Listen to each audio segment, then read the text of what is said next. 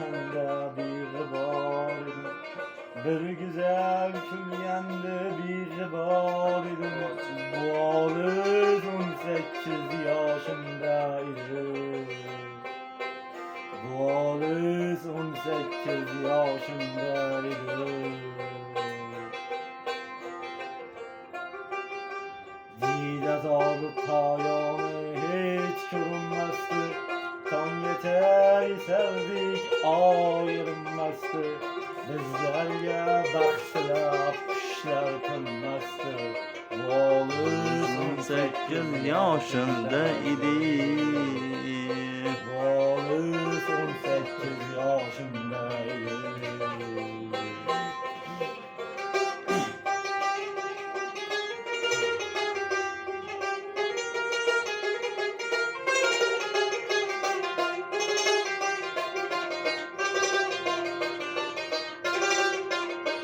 Yüreği ak idi bir var idi.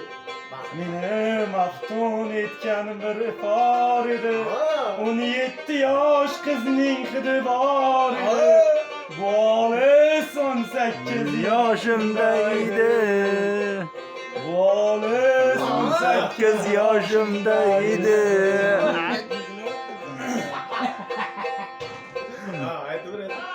Dide zor payanı hiç görünmezdi. Don geçey serdik ayrılmazdı. Bizlerge baktılar kuşlar tınmazdı. Bu oğluz 18 yaşındaydı. Bu oğluz 18 yaşındaydı. Küylegi ak idi bir var idi.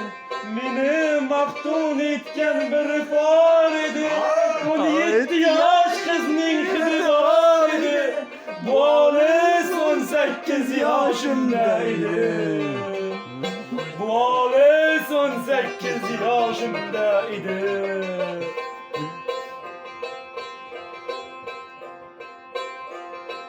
Aytur, aytur.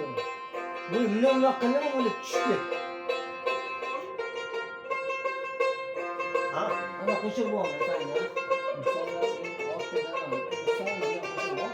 Bu kadar güzel ki var. Молодец, lekin boka Ne kadar? ancha o'rganibdi ovoz ochib. Ijodlarimga ijod qo'shilsam, sog' bo'linglar. So'zini